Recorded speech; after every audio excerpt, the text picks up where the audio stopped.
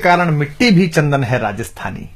इतिहास में एक प्रसंग है कि पहली बात तो किसी के 2 घंटे की फिल्म बना देने से, किसकी एक कहानी लिख देने से, किसके कुछ अंश कर देने से जो राजस्थान का, राजपुताने का जो गौरवशाली इतिहास है उसकी एक कण भी प्रभावित नहीं हो सकती, बशर्ते कि हम सही इतिहास पीढ़ियों को बताते रहें। तो मुझे अब स्मरण आ रही है, मैं आप लोगों को सुना देता हूं। पंडित नरेंद्र मिश्र जी जो मेवाड़ राजवंश के राज्य कवि भी हैं और हिंदी के बड़े महनीय वीररस के कवि हैं, उन्होंने एक अद्भुत प्रसंग महारानी पद्मिनी के इस सारे जौहर पर और इस सब पर लिखा है। वो सुनने लायक है और विशेष रूप से उसमें गोरा बादल जैसे 2 चरित्र जो वीरता, शूरता, स्वामी भक्ति और अपनी मिट्टी के प्रति समर्पण के अप्रतिम प्रतिमान है। अद्भुत कविता है, मुझे स्मरण है तो मैं आपको सुनाता हूं कि दोहराता हूं सुनो रक्त से लिखी हुई कुर्बानी, जिसके कारण मिट्टी भी चंदन है राजस्थानी।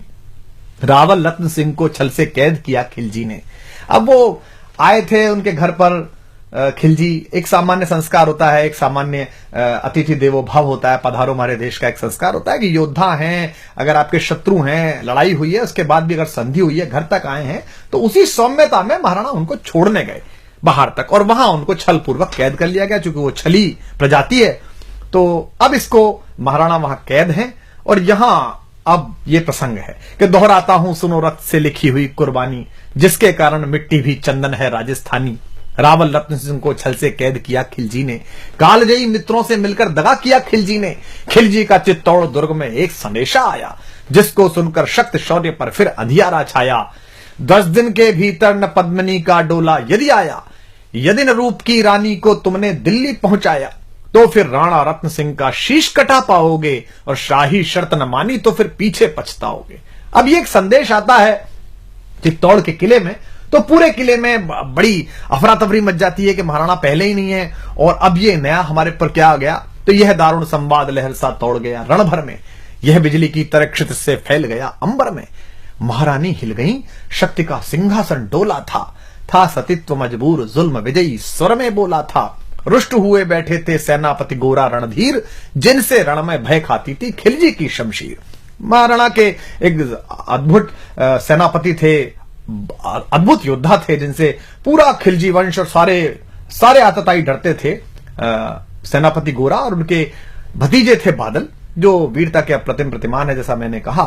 तो जब ये प्रसंग तय हुआ कि महारानी पद्मिनी को शीशे में दिखा दिया जाएगा और ये सब हुआ, इतिहास में ये प्रसंग है और नरेंद्र मिश्र जी ने अपनी कविता में लिखा है, तो इस बात पर वो नाराज हो गए। उन्होंने कहा कि मैं सेनापति हूं, मेरा बोलने का अधिकार नहीं, पर यह संभव नहीं है, कोई व्यक्ति ऐसे भी क्यों देखे।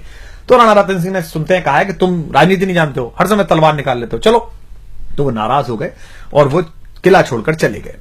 तो ये था कि जिससे रण में भय खाती थी खिलजी की शमशीर, रुष्ट हुए बैठे थे सेनापति गोरा रणधीर, अन्य अनेकों मेवाड़ी योद्धागढ़ छोड़ गए थे, रत्न सिंह की संधि नीति से नाता तोड़ गए थे। पर रानी ने प्रथम वीर गोरा को खोज निकाला, वन वन भटक रहा था मन में तिरस्कार की ज्वाला।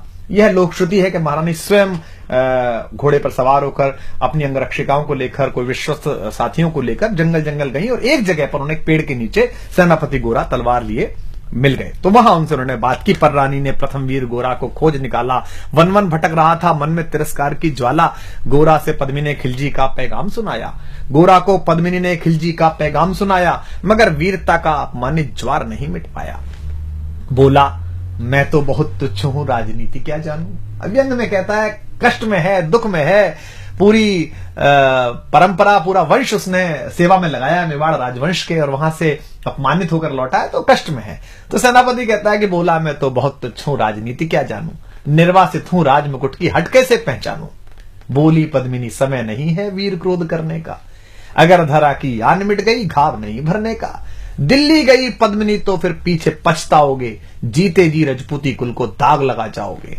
राणा ने जो किया कहा वह माफ करो सेनानी, यह कह गोरा के चरणों पर झुकी पद्मिनी रानी।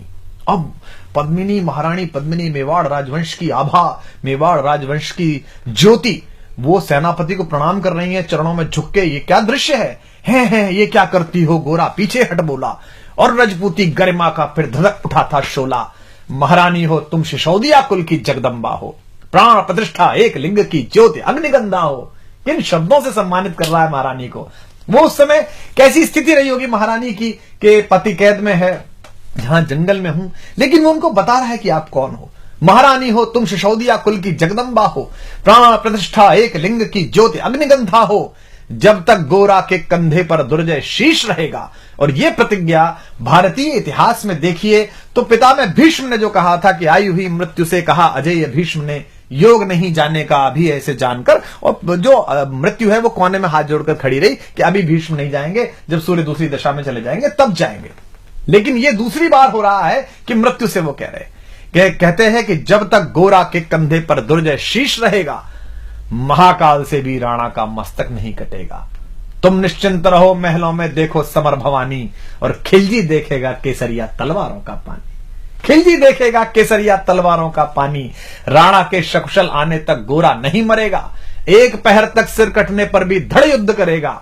एक लिंग की शपथ, महाराणा वापस आएंगे, महाप्रलय के घोर प्रबंजन भी न रोक पाएंगे। शब्द शब्द मेवाड़ी सेनापति का था तूफानी, और शंकर के डमरू में जैसे जागी वीर भवानी, जिसके कारण मिट्टी भी चंदन है राजस्थानी। दोहराता हूं सुनो रक्त से लिखी हुई कुर्बानी।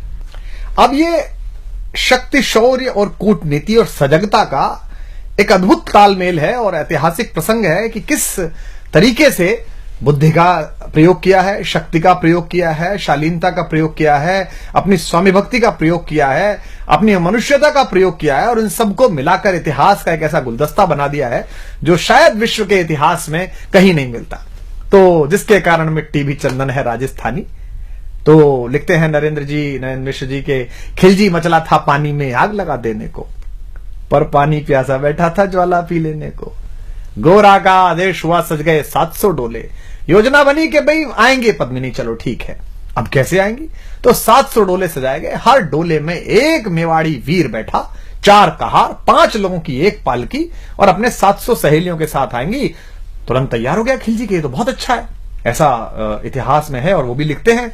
तो अब किस तरीके से इसको किया है, इस पूरे प्रसंग को देखिए कि गोरा का आदेश हुआ सज गए 700 डोले, और बांकुरे बादल से इस गोरा सेनापति बोले खबर भेज दो, खिलजी पर पद्मिनी स्वयं आती है, अन्य 700 सखियां भी वो संग लिए आती है।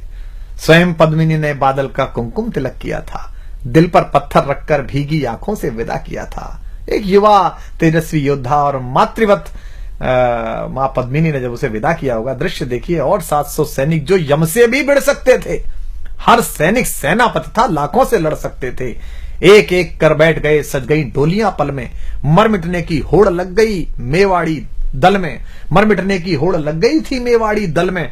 हर डोली में एक वीर था, 4 उठाने वाले, पांचों ही शंकर के गण की तरह समर मत वाले, पांचों ही अपने आप में अद्भुत थे। बजा कूच शंख सैनिकों ने जयकारी लगाई, हर हर महादेव की ध्वनि से दशों दिशा लहराई। गोरा बादल के अंतस में जगी ज्योति की रेखा, मातृभूमि चित्तौड़ दुर्ग की ओर फिर जी भर कर देखा, मातृभूमि चित्तौड़ दुर्ग को फिर जी भर कर देखा। कर अंतिम प्रणाम घोड़ों पर चढ़े सुभग अभिमानी, उन्हें पता है कि वो जहां जा रहे हैं वहां से जीवित वापस आना बहुत मुश्किल है। कर अंतिम प्रणाम घोड़ों पर चढ़े सुभट अभिमानी, देशभक्ति की निकल पड़े लिखने को अमर कहानी, जिसके कारण मिट्टी भी चंदन है राजस्थानी। दोहराता हूं सुनो रक्त से लिखी हुई कुर्बानी। जा पहुंचे डोलियां एक दिन खिलजी की सरहद में, उधर दूत भी जा पहुंचा खिलजी के रंग महल में। बोला शहंशाह पद्मिनी मलिका बनने आई है, रानी अपने साथ हुस्न की कलियां भी लाई है, एक मगर फरियाद फकत उसकी पूरी करवा दो, राणा रतन सिंह से केवल एक बार मिलवा दो। खिलजी उछल पड़ा यह कह फौरन हुक्म दिया था, खिलजी उछल पड़ा यह कह फौरन हुक्म दिया था, बड़े शौक से मिलने का सही फरमान दिया था, बस एक बार भेंट करना चाहती हैं। अब भेंट में क्या था कि महारानी के डोले में कविता कहती है कि एक लोहार बैठा हुआ था और साथ में ये गए थे सेनापति जी, ताकि वो बेड़ियां काट सके। वह शाही फरमान दूत ने गोरा तक पहुंचाया, गोरा झूम उठे क्षण बादल को पास बुलाया, बोले बेटा वक्त आ गया अब कट मरने का, बोले बेटा वक्त आ गया है अब कट मरने का, मातृभूमि मेवाड़ दरा का दूध सफल करने का। यह लोहार पद्मिनी भेष में बंदिग रह जाएगा, केवल 10 डोलियां लिए गोरा पीछे धाएगा, यह बंधन काटेगा हम राणा को मुक्त करेंगे, घुड़सवार कुछ उधर आगे की ही तैयार रहेंगे, जैसे ही राणा आए वे सब आंधी बन जाएं और उन्हें चित्तौड़ दुर्ग पर वे सकुशल पहुंचाएं। अब आप तैयारी देखिए कि कितनी कठिन, पूरी सेना खिलजी की और ये चंद लोग, और उसके बाद भी अपने महाराज को, महाराणा को किस तरह मुक्त कराने के लिए क्या संकल्प है कि उन्हें चित्तौड़ दुर्ग तक वे सकुशल पहुंचाएं। अगर भेद खुल गया वीर तो पल की देर न करना, और शाही सेना पहुंचे तो बढ़कर रण करना, और शाही सेना आ पहुंचे तो बढ़कर रण करना। राणा जाए जिधर शत्रु को उधर न बढ़ने देना, और एक यवन को भी उस पथ पर पांव न धरने देना। मेरे लाल लाड़ले बादल आन न जाने पाए, तिल तिल कट मरना मेवाड़ी मान न जाने पाए। ऐसा ही कोगा काका रजपूती अमर रहेगी, बादल की मिट्टी में भी गौरव की गंध रहेगी। क्या तो गोरा है और क्या उसका भतीजा बादल है।